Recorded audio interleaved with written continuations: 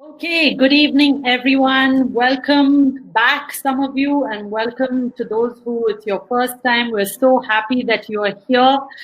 You can see today we have a very, very special guest. She is our guest of honor or chief guest, whatever you want to call her, Sonia Prasad, and she's going to wave at you really quickly. Say Hello, hi to everyone. everyone. Yeah, So glad and to so. be here. And thank you, Sonia. And so I'm just going to do a really quick introduction to Sonia. I know Sonia and I am honored to call her my friend, but she's also my colleague. But I will just give you a little bit of brief, not too much information, because that's what we're going to be talking about. Basically, Sonia is here today to talk about her journey. And I think it would be very reassuring for both educators and non-educators to listen to, and inspiring actually her story. So just to give you a little bit of brief, she's a corporate training and development professional with a broad set of skills applicable across different sectors. And you'll see, and she'll talk about how she's been using the set of skills across different career fields. And at present, she's the head career counselor at the Nord Anglia Education. She's had over 20 years. I know it doesn't look like she's worked for that long, but she's had more than 20 years of experience in customer service and process training and mentoring. And I have known her for almost a year, and I have seen that she's able to relate with diverse populations from different backgrounds, whether it's teachers or whether it's students. I have seen her connect with them. She's very culturally aware, and I have seen the joy on her face when she's interacting with people from different walks of life. I won't go too much into detail about her career journey because she'll be talking about it herself shortly. She's currently a very successful mentor and career counselor, and finds every opportunity to support parents and students through different mediums. And I think she has a blog that she writes, right, Sonia? Yes. Right. What I love about Sonia, and I use the word love, and I know it's a strong word, but she has a certain calmness about her, and you will hear this from anyone. And she brings it with her as she walks into a room, and that smile makes you feel like everything is going to be okay. And it's really been my place of assurance a lot of the time. So Sonia, thank you so much. Welcome again. Thank you for making the time to be a part of this webinar. And so I'm going to ask you my first question, which is, because a lot of people may not know you, can you tell us a little bit about yourself? Like, who is Sonia? So thank you so much, Sangeeta, for those kind words. I'm extremely privileged to be here today and interacting with so many of our viewers and friends and colleagues. So thank you to all our people who have joined in on this time for the session today. So coming back to your question, Sangeeta, who is Sonia? Well, I would say that we all put ourselves in certain compartments when it comes to our personalities. So we relate to so many roles that we need to play every day in our lives. So starting from being just a human being, I would say that I'm a mother, I am a career counselor by profession, and I also follow Nichiren Daishonin's Buddhism. So I have taken up leadership roles in the organization of Sokabuk Gakkai International as well. So that also is part of my voluntary work that I engage in quite often. So I've been practicing this Buddhism since 2004, when I had recently moved to Delhi. So now I know what your calmness and your peace is about. Now it all. Yeah, I would say it was more of intrinsic, because right from my childhood, everybody used to say that I am a very quiet person. I hardly used to interact with anyone or talk to even my siblings. The interaction would be just, okay, yeah, that much. However, as I grew further and I became a professional, I could understand the difference between, being an extrovert and being a person who knows where to draw the boundary. Right. So it's not about the calmness, or it's not about being quiet. It's about being aware where is the boundary and where you need to step in and where you can just take a step back. That's amazing. about it. A lot of humans make that mistake of not knowing where to draw that boundary, and just to have that, have that own recognition, within yourself. That is huge. That self-realization. That's Yes. excellent. So just coming back to, I'm going to go straight into, just talking about yourself and your personality. You were in the banking industry, right? Yes. So you want to tell us a little bit about your journey just in the banking industry, like how did you decide on getting into banking in the first place? Sangeeta, the journey started in 2002 when I moved to Delhi from Jamshedpur. I was born and brought up in Jamshedpur. And before moving to Delhi, I was working as a teacher. That was my first job in Jamshedpur. Wow. Okay. And I wanted to experience more. I have always been somebody who has really big dreams. So, the best way to make your tomorrow's better is to dream bigger today. So Absolutely. when I was in Jamshedpur, I was a successful teacher. I was loved by all my students and I enjoyed every bit of it.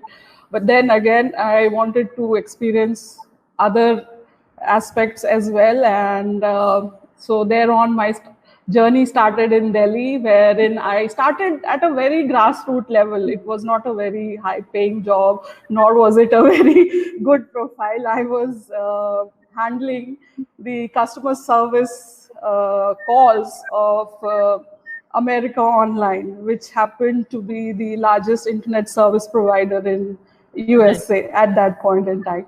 So back in 2002, nobody had even imagined that something like that kind of wave wherein every person now in India is dependent so much on internet services. Now it's like lifeline. Right. So back in 2002, I used to wonder that, how come America Online is so popular and they're earning so much money, and how come they have that kind of demand that, they are able to set up entire contact center in India to service their customers. Absolutely. So, it's definitely a journey, and you tend to be able to connect the dots later on only when you look back. Yeah.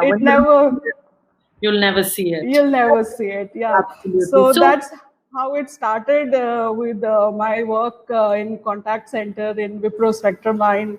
From there, I moved to EXL services, where I used to interact with UK customers handling Norwich Union Direct insurance, general insurance policies. And then I moved to American Express. And again, there was a transition in terms of the industry that I was dealing with. Right. Because American Express is basically into credit cards and all kind of financial services. Right. So again, a lot of training, lot of hard work.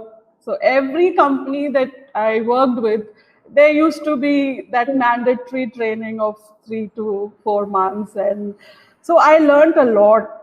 Every process had its own challenges, a different and diverse customer base. So that's how it all started. And American Express, again, because I had that teaching thing in me. So after, putting in a lot of time into customer service and escalation, I moved to the training department as the subject matter expert. Okay. So my core job included training the new hire batches of certain process in American Express. Okay. So that was a journey, and then gradually I felt that this is not where my heart belongs. So a lot of introspection went in, and I kept trying that what is it next? What is it that I can do, and where do I see myself for the next 20 years? because I had already completed 20 years of my professional experiences. So I felt that I need to really find some work to which I can relate to at a personal level, and also I have to feel as if I'm making a difference in somebody's life. So that's how it all started. So I'm very interested, like out of all the things that you could have done, I mean, just from that banking industry, you could have gone into like organizational behavior, or you could have gone into like HR, or you could have gone into any, making that impact in people's lives. How come you chose career counseling? I love that, Yeah. So listening and thinking, wow, from banking to career counseling, but it's amazing. Just before you go into that, Sonia, I know there are some people who can't hear me. Mr. Sandeep, just refresh. Maybe that should help some of you.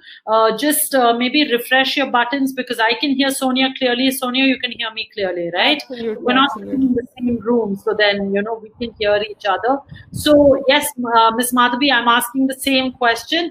How did you choose career counseling? We're really interested to know. Yeah, and I'm equally, happy to share this experience. So, like I said, that because I come from a family where there have been educators. My uncle was a renowned professor in Jamshedpur. My elder sister, she has been in the education industry for ages. Right. And I myself started off as a teacher. The teacher, correct. So that interest towards guiding and towards mentoring was always there, and that's the reason I moved towards American Express also as a subject matter expert, guiding this new hire batches and mentoring them. Right. But then when I thought about a career change, or maybe a change in my profile, what really interested me to get into career counseling, specifically, otherwise I would have got into teaching as well. Exactly. That would have been the normal thing that you've done. Yes. Go back to it. Yes, So, yes. yeah. But I found that career counseling at that point in time, 2017, when I took the course, it was fairly new. Not many people knew that there is a profession, that of a career counselor as well. Right.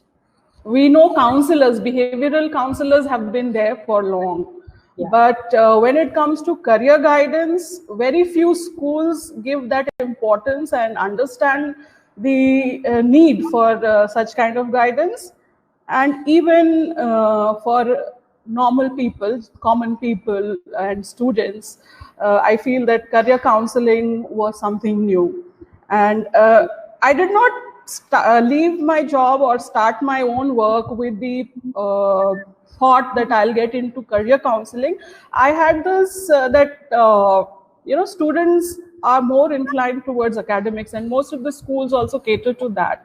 But having given so much time to corporates and experience what is actually needed, your academics or your grades do not matter in a corporate world. What matters is how quickly you can pick up those skills, you can multitask, how well you are with your communication skills. So I felt that there was a gap in terms of what the schools were preparing the students for, and I felt that there is a need for people to coach the children accordingly in terms of communication skills, personality development, public speaking. So that was my initial idea, and I felt that for any child to be successful, it's not just the academics that will take them. So life skills, which I learned early on in my life through my own experiences, have taken me further wherever I am today. I think that's pretty impressive, because I was just thinking now also, I mean, I'm constantly, and I'm sure a lot of educators and teachers also agree with me, and Sonia, you also, with always harping to children about, all those 21st century skills that they need to be getting in right now, like communication and problem solving and critical thinking and teamwork. Absolutely. Like basic skills, right?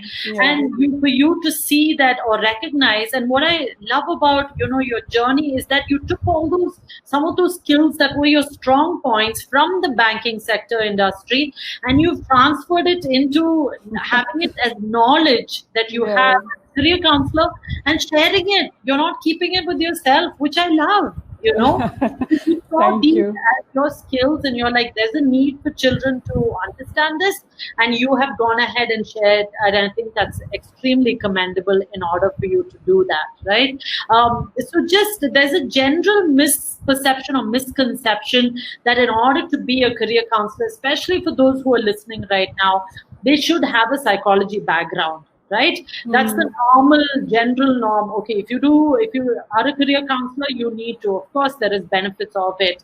But coming from a banking background, and you're just so successful in what you're doing, like you're heading the career counseling for all the Oakridge schools. What's your take on it? Like, what do you think? Do you think you should have psychology or no psychology? What's your take on it?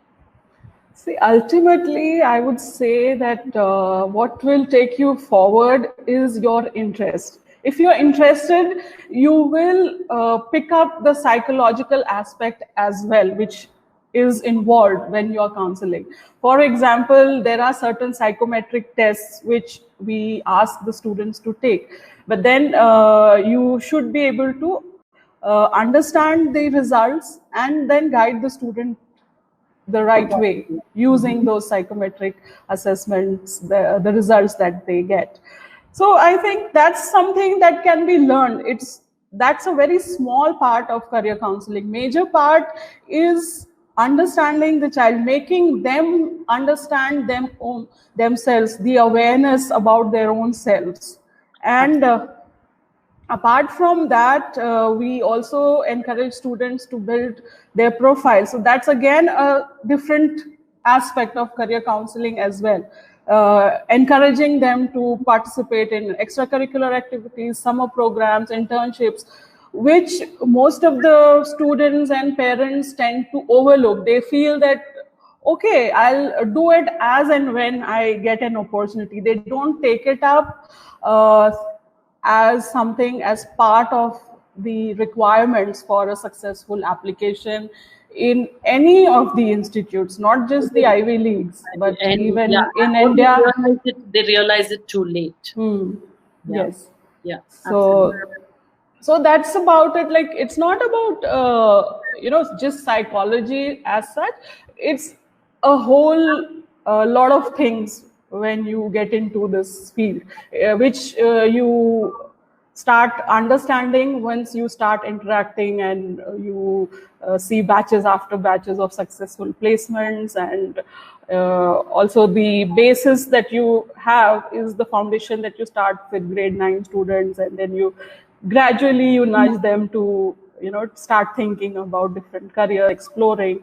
So those are the things which are also part of career counseling, not just the psychology part. So I would say that if you are not a psychology student, or even if you're not an art student, I would say that should not stop you from getting into this, until unless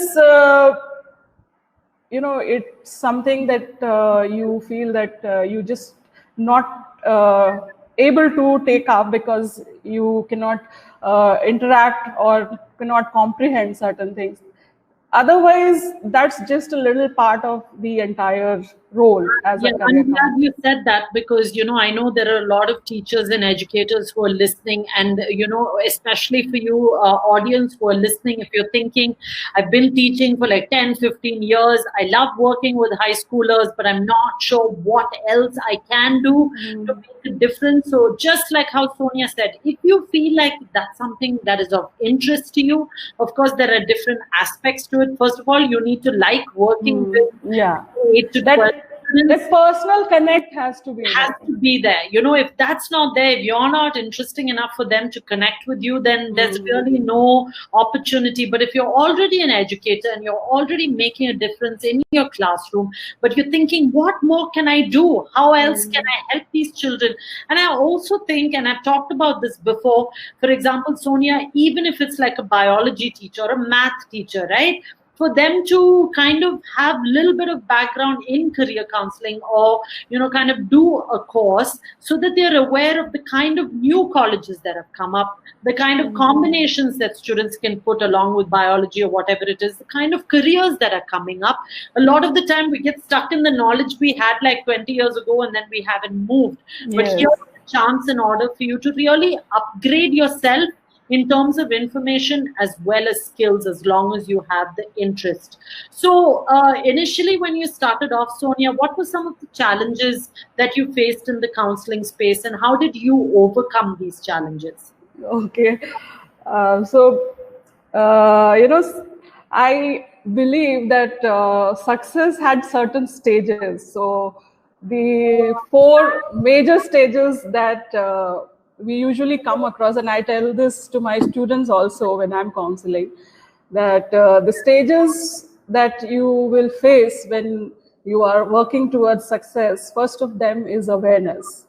So you definitely need to be aware of yourself, and you need to do the SWOT analysis. You need to see how you can work on your strengths, what are your weaknesses, and what are your opportunities, and what are the threats to your skill sets or whatever. So awareness being that, so that's how I also got back after doing so many roles and so many different kind of processes and all that. I felt that this is what I would want to do for the next 20 or 25 years that I would be working.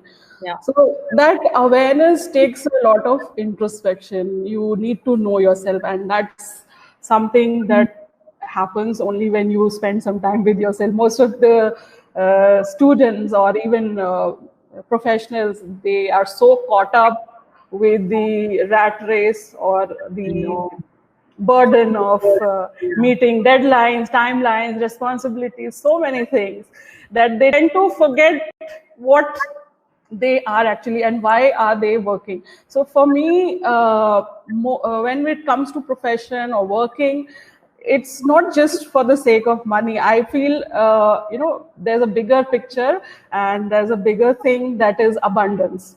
So when I focus on abundance, I get abundant happiness, which is way more important for me than the monetary bit. All those who are listening to us, there are 2 big career counselor fans, okay, or career counseling fans. So you're stuck with us again for the next half an hour. But Yes. I totally relate to what you're saying. I've been doing career counseling, what, 50 years now, and there's still so much passion. I get excited just thinking that I can make an impact, a positive impact in a child's life. And there's some sort of like self-satisfaction. So it may not, after a point, the money doesn't matter at all. Yes. It's about, what can you do in order to shape a child's, life and career. Just to have an impact like that, I think is pretty awesome. Please continue to ask your questions, audience, if you have any. So, spending 15-20 minutes doing that. Yes, yes, Sangeeta, I just read somebody asked that if you do not have a teaching background, nor do you have a psychology background, how do you take up this profession? Right. So again, everything will come down to awareness part, I would say. That's the first stage in your success. So being aware of your own skills and your strengths, even though you might not be a teacher, but then you have the ability to get across what you're saying to other people. Your way of putting across things, conveying things is in a simple and easy manner is there. Then why not? Right. Because that's the starting point of any successful career counseling session. You need to be able to convey what you are trying to say, and the other person should be able to understand what you are saying, and for their own good, for their best interests. Absolutely. So awareness part and knowing that what are your strengths. If you are somebody who's good with your communication skills and want to make that difference, that first and foremost thing has to be their service. Because again, like Sangeeta had earlier mentioned, that how I have been using all the skills that I learned during my previous profession. So it is ultimately the skills that will take you forward. Absolutely. So whether you are in a banking profession or whether you are in any other role, what skills you are bringing in with you, whether you are a multitasker, whether you are very good with people management, how well you are with customer service. Every time I face a deadlock or I face any kind of negative feedback, I go back to my customer service ethos, because when we were working as customer service representatives and we used to handle so many customers, everything would boil down to the customer's satisfaction. In a day, if you're handling 200 customers, but out of 200 customers, even if you were not able to satisfy one last customer, your entire day is it's not that great. Really bad. So that's how it is in any profession, whether it's career counseling or anywhere. Ultimately, you are providing some kind of service. So your customer service ethos should always be there. You should be there to service your students, your parents, or anyone. Whoever it might be. So there are a number of questions that are coming in, like, okay, I'm from BTech, but I want to do this. I have the skills and I want to upgrade as a teacher. So let's just talk a little bit about the course that you did. For those of you who don't know, Miss Sonia did a course called the GCC, and I let her explain a little bit about it. But can you talk about how it empowered you, Sonia, and what was your experience like? How did you find out about it, and about enrolling, UCLA extension, all of that? If you can just really touch upon your experience in doing that course. Sure.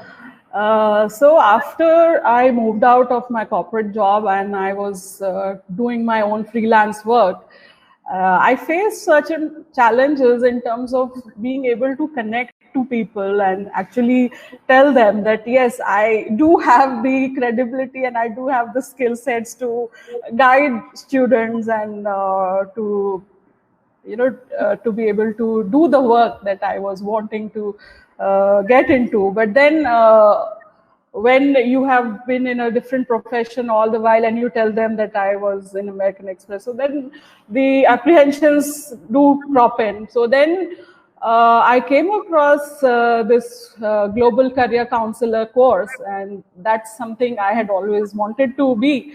So I felt that this certification was much required, and it definitely, gave me in-depth knowledge about the entire industry as such. What all does it include? Like as a teacher, you are concerned only about the subject that you teach. Yeah. But career counseling is a vast gamut of different courses, different universities, and the different curricula as well. So till now, I only knew about CBSE and ICSE, and at the most I knew about the state boards. But I wasn't so well versed with the IB or the Cambridge. So when I did the GCC course, I got complete information about the different curricula, different streams, different careers that are there for different streams. Absolutely. And also about the various countries that are popular and where students apply for, the application process, how to go about applying and what are the requirements, starting from the application deadlines to the profile creation to the statement of purpose and letter of recommendations to transcripts. So there are a lot of technical aspects also, which you can learn over a period of time once you get into the practical aspect, you tend to learn, but these are also some of the technical aspects which not as a teacher or as a layman you would know, that there is something called the statement of purpose that the students are required to write, or that they are supposed to get letter of recommendations from their teachers and from their principals. So that's something that I got to know only when I did the certification course. And you won't believe, Sanvita, that being a full-time house person that time, because I wasn't working, I was just doing my freelance work. So going back to studying was a big challenge. Of course. So I was very, very apprehensive because I had completed my graduation back in 2000. And from 2000 to 2017, when I took that course, it was a leap of faith that, okay, I will join and I will complete the certificate, I will get the degree. Right. So, and at that point in time itself, I would like to share this personal experience that when I had joined, at that point in time, there was a family emergency as well. And my sister-in-law, she was going through cancer. So I happened to be with her. I was spending some time with her, taking care of her. But you won't believe that at that point in time when I was sitting there in Ranchi, and I was at the same time working on my tab, going through the modules, taking the assessments. Wow. So, unfortunately she passed away, but then over a period of time, I completed my certification and then I started doing, and you won't believe, I was so desperate to get into the field and promote my work and myself that I self-taught myself digital marketing. Wow. Yes. You weren't doing enough already, so then you added to it. Yes, so I learned online digital marketing, and I started my online portal Life Skills, and I created my page on Facebook, a group called Education and Parenting, where I keep posting. Then I also started my blog, wherein I used to share certain career-related information. So that's how it has been. And just before you go, and I just want to take Mr. Charanjit's, he's made a comment. He said that, in order to do career counseling in India, you need RCI certification. Just to let you know, sir, you don't. I've been doing it for 15 years and have got students into college. And I don't think any university like NYU or U Chicago's asked the student, what certification or did your career counselor have. When you need RCI certification is if you're going to do any psychological testing. Yes, I absolutely agree. You need to be certified in order to do that. But to administer some other assessments like personality or multiple intelligence, you don't need it. But the minute you're doing any psychological testing, then you definitely, I will 100% vouch for the fact that you need to be certified. And you will see in career counseling, we don't do psychological testing. It's all interests and skills and values and personality. Those are the kind of tests that we actually administer with the students. Okay, so just to clarify that, just in case. So continuing, Sonia, you did the GCC. How long did it take you before you got your feet on the ground and running with regards to career counseling? It did not just, the ball did not get rolling immediately. Yeah, I had my own share of struggles to get into the industry. So like I said, the first step was assessment, like understanding myself, and also acceptance. There has to be some acceptance from yourself that these are your strengths and this is what I am good at and this is what I really want to do. So acceptance part, and then the action part. So action part was when I actually went ahead and invested in myself and took that course, because I was not working, and even in terms of investing that kind of money in the course was a call that I had to take. But I feel every bit of it is now come back to me in the form of so many opportunities. So Right. Do you want to share, maybe some, let's give the audience, maybe like two most interesting kind of students you've counseled, like any case study that you can think of that you've had interesting cases? So sometimes students tend to be so passionate about the kind of work that they are doing. Maybe it could be art, it could be sports. So they generally they ask me that, ma'am, I'm very passionate about this particular sport. So can Right. I take it up full time? Can I just focus on sports and not study?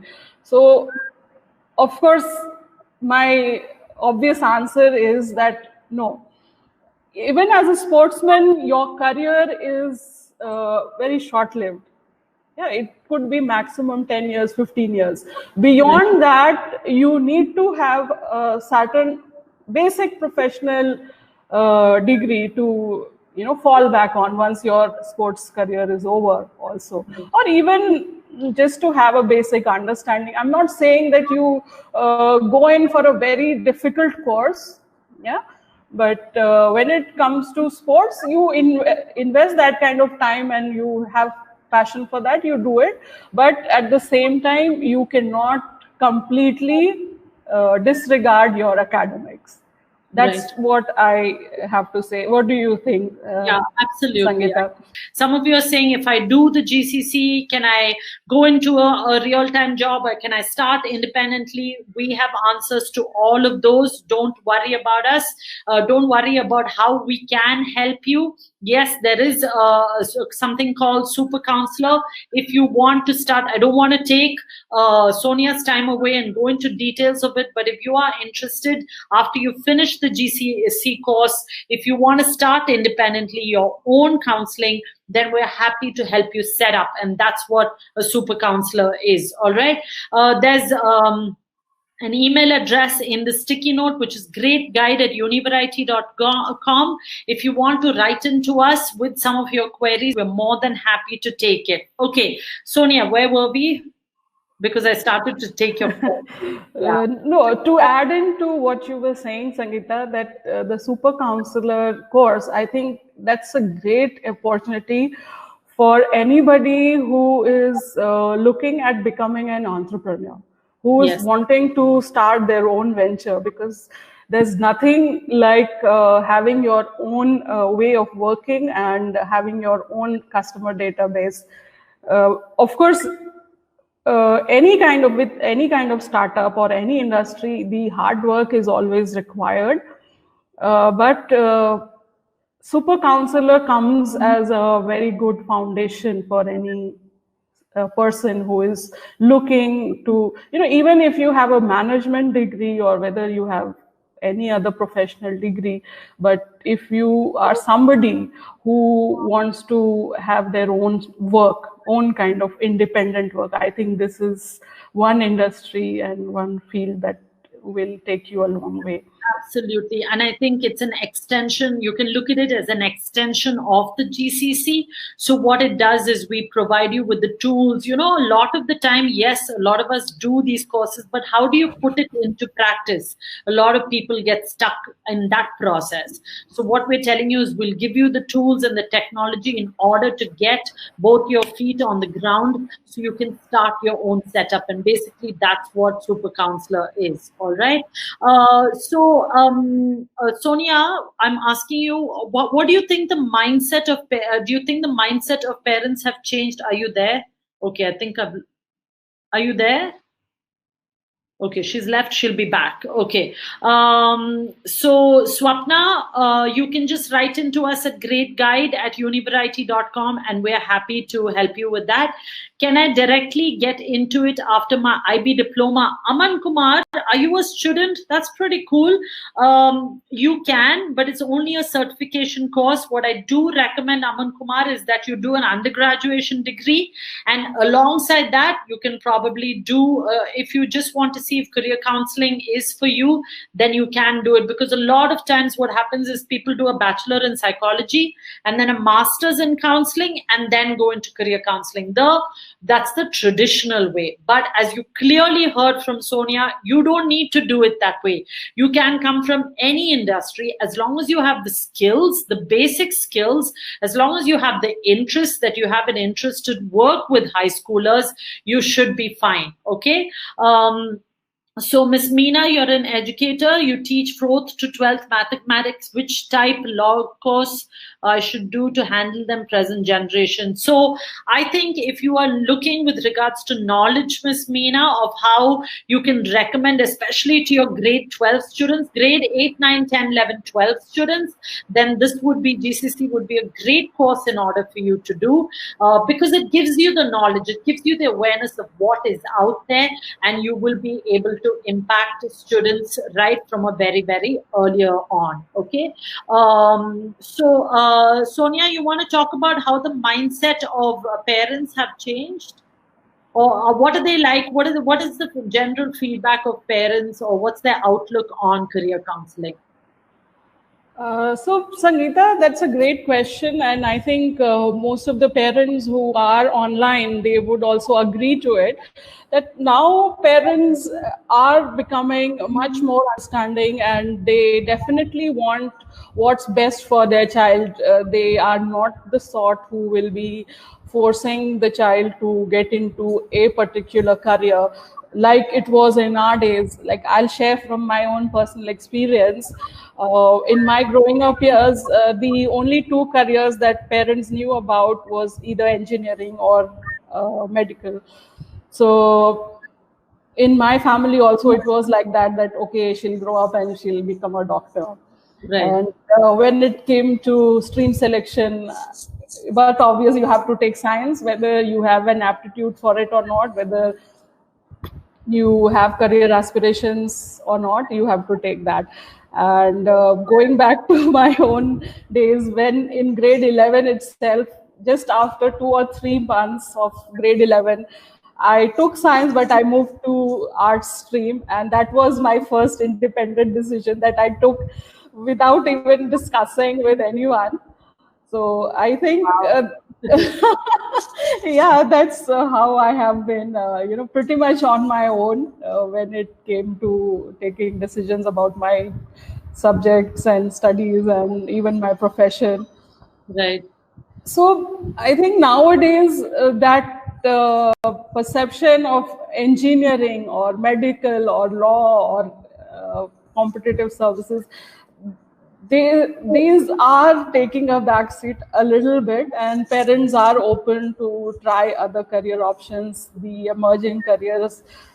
For example, like students are taking up so many other careers in terms of hotel management, fashion designing, and even in technology, in terms of it's not just restricted to the conventional branches of engineering, but they are now getting, yes, they are diversifying in terms of AI and ML and so many other, data science, and a lot of other fields as well. So that's a good sign that parents and they are ready to let the children explore as well. Absolutely. Kavita is asking, is it ethical to work as a teacher? Yes, we have lots of teachers who've actually taken on this program and who are actually making a greater impact on both parents and students in the classroom. All right. I'm going to give you some questions, Sonia, if that's okay with you. Ms. Banu is asking, where do you see career counseling as a profession 10 years from now? Okay.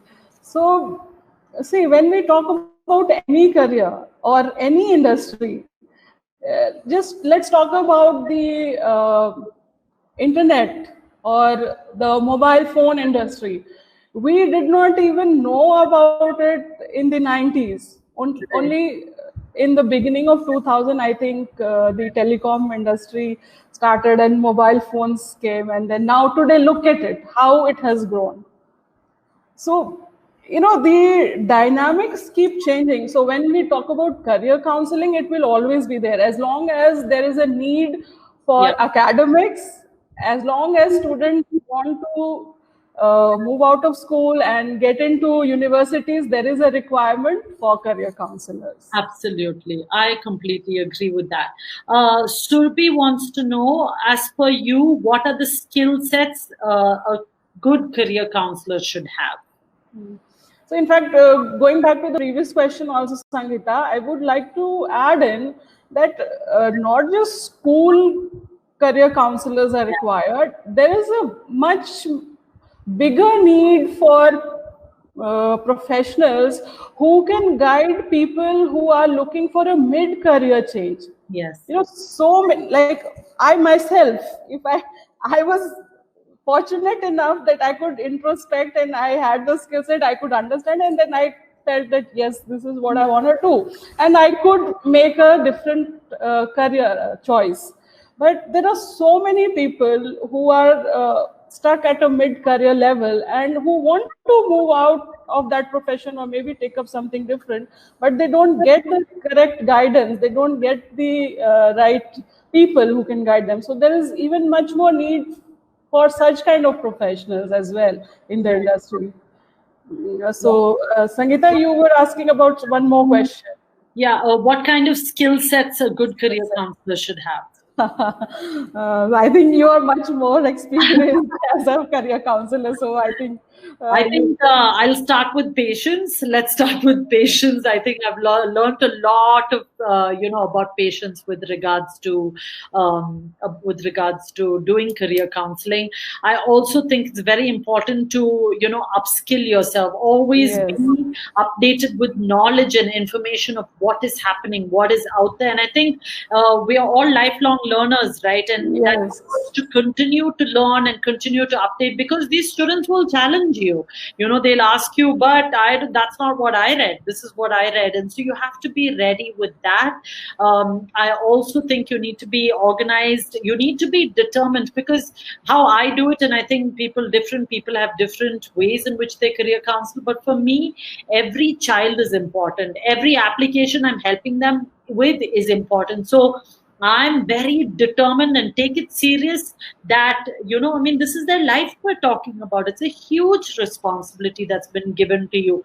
So just some of these basic skills of problem solving and being empathetic, I think, is so important. You're dealing with students not getting into universities and rejections, and they're at that age where they're going through so much, and conflict with parents. So you really need to be able to balance all of those kind of things. And more than anything else is that building that rapport. I mean, students of mine who I've worked with like 2004, 2005 are now what I call friends. We've become friends because that's that age. It'll never go out of fashion, that relationship that you have maintained with some of these students, no matter So, what. yes. So I'll just add in here, Sangeeta. There's one person, Nikhil. He's asking that how will AI affect the role of career counselor, because due to innovation we are seeing the change in the market.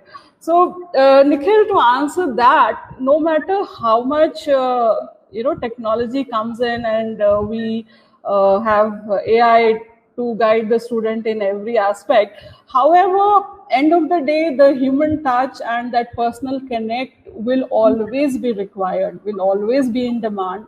And no matter which part of the world you are in, I think this is only going to enhance your ability as a career counselor. You will be able to reach out to many more people, but for you to be relevant in this industry, what will matter is your own personal connect and your ability to give that information in the right way, because AI will give the information that is generic. Yeah, Yeah, it will not understand the child the way exactly. me as a career counselor over a period of so many years, that the experience that I have had. And end of the day, everybody needs that personal connect. I completely agree with you because, I had this conversation in one of the webinars I did before, and they said it's a matter of time where before robots are going to start counseling. And, even if you talk about emotional intelligence, whatever is also, they have it, but it's very, very limited. You will not, they're only going to generate, like you said, information that's been given to them. That element will always, especially for something like counseling, whether it's behavioral counseling, whether it's a premarital counseling, career counseling, that personal connect is always going to have to be important. Okay. And if you're going to rely on a robot to tell you how to, what to do with your future, that's a little bit scary. Okay. So I would always recommend that you go to a human being than a robot in order to, decide on your life plans. I'm going to take some more questions, Sonia, if that's okay with you. Yes. Somebody's asking in terms of job scenario, how does it work? If I do GCC after my undergraduation, will I get a job in career counseling? So basic starting point, of course, you need to be a graduate, and once you have got that certification, you would be required to do certain internships to get a hands-on experience in schools or even in private consultancies. I think that should be the starting point for anyone to start off as a career counselor if you are just starting after college. Yeah, and just to add to that, Aman Kumar, if you look at the need here in India for career counselors in schools, they are always looking for career counselors with, some sort of certification, some sort of education in order to help students in different types of schools, whether it's private schools, government schools, it doesn't matter. It's very, very, very, there is such a big need. And as Sonia said before, not only in schools, but also in colleges, it's very, very, very important. And Arun Krishnan, that's answering your question, is it preferable for college teachers? And you say yes, right, Sonia? It's okay for college, for professors. Yes. And okay.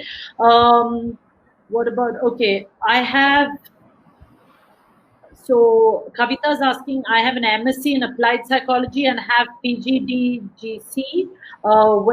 And how should I apply as and work as a career counselor? Presently, I'm working as a teacher.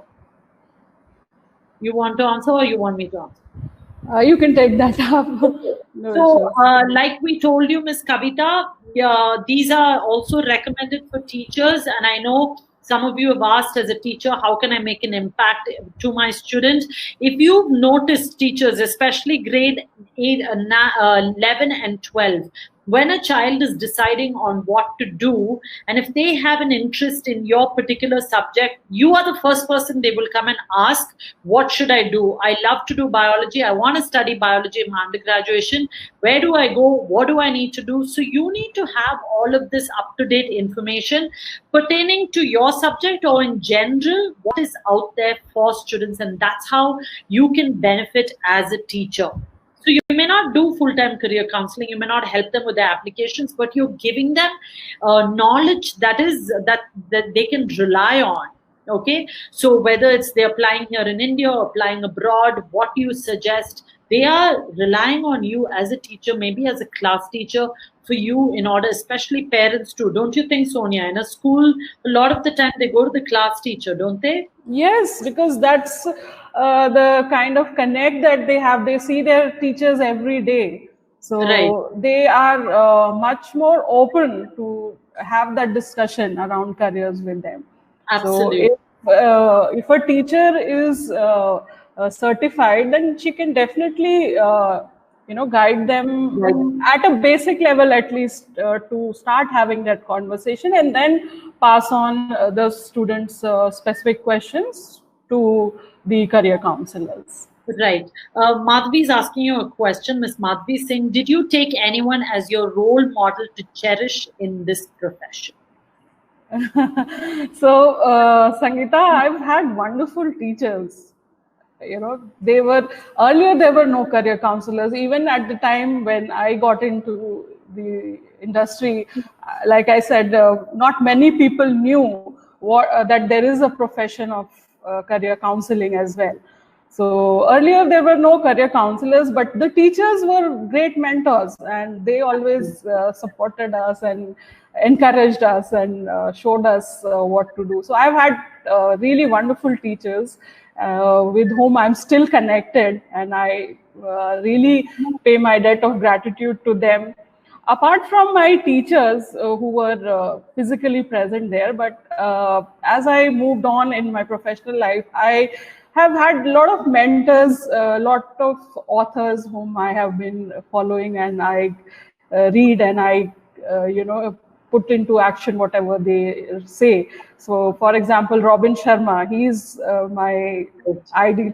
Like, he's my ideal. I really follow whatever he says, and whatever new books come out, I am the first one to go after them. Then we have Paulo Coelho and Deepak Chopra. Yeah. So these are some of my favorite people, and on a regular basis, thanks to internet, we are so connected, and it's a small world that you can reach out to anyone and everyone. So that's what I follow, and then I try and share it with my students, with my parents. So I have a small group of followers with whom I interact in terms of tips and tricks and all that.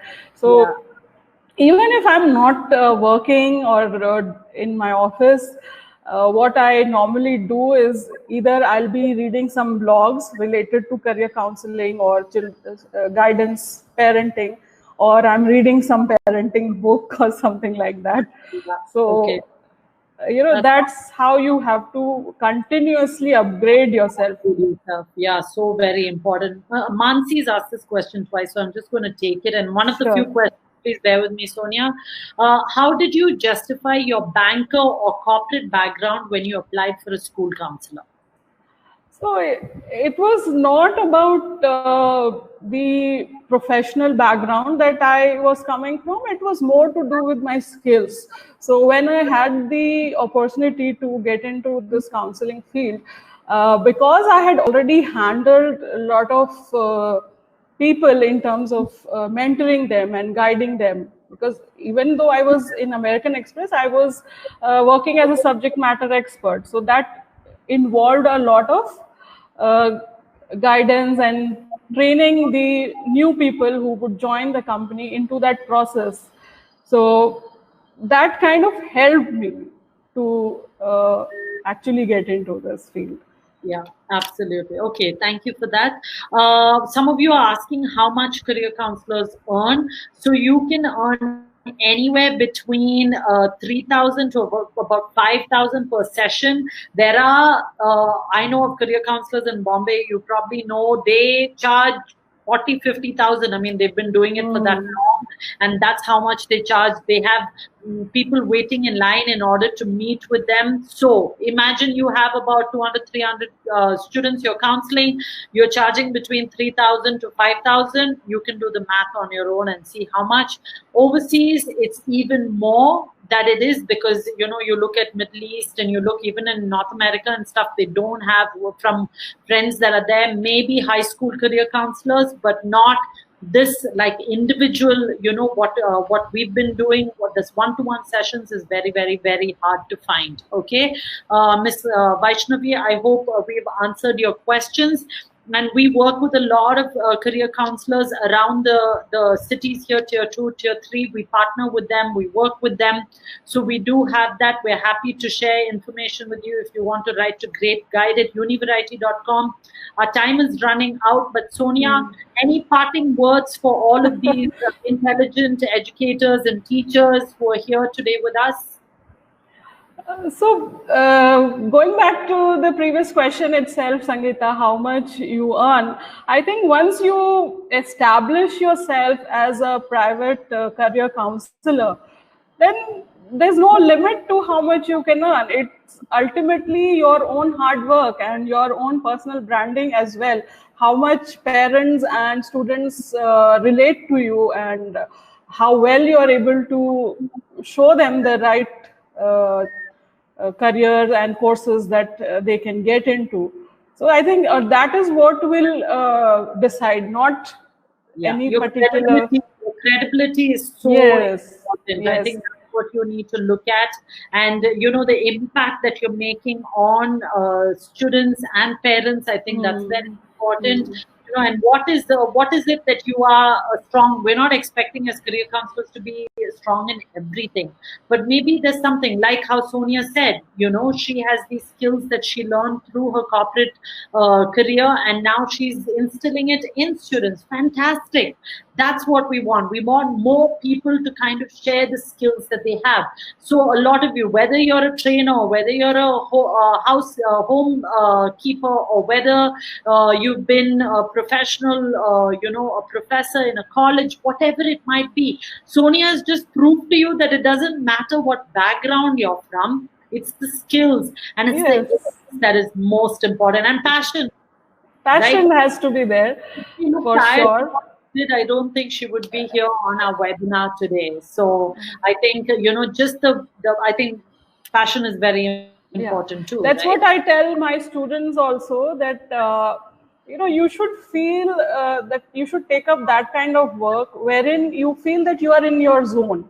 You are the best in that Right. industry.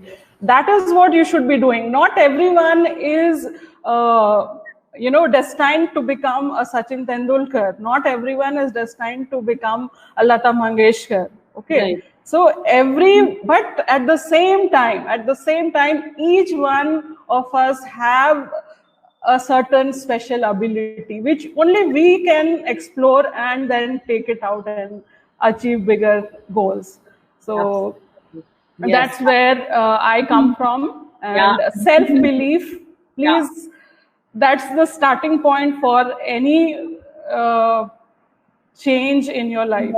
If you want, most of this, what we are discussing today is how did I bring about that change, professional change from corporate world to career counseling. So for any kind of change, whether it's a professional change or in a relationship change, whatever, the starting point has to be the self-belief that yes, this is what I want to do and I will do it and I can do it.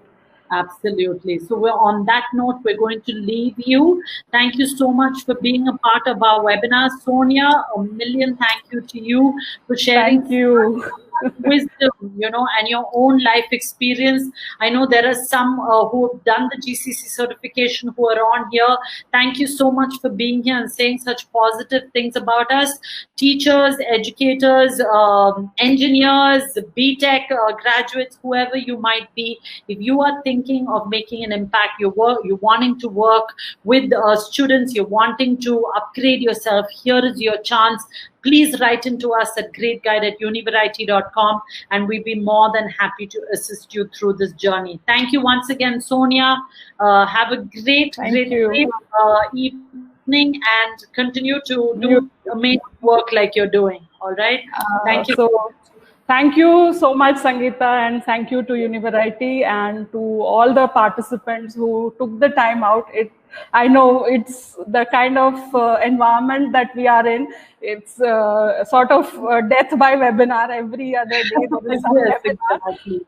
But still, if you could, find the time and spend your time here listening to us, I think that's a big gratitude to each one of you. Thank you. Absolutely. Thank you so much. Okay. Bye. Good evening, everyone. See you soon. Thank you. Bye-bye. Bye.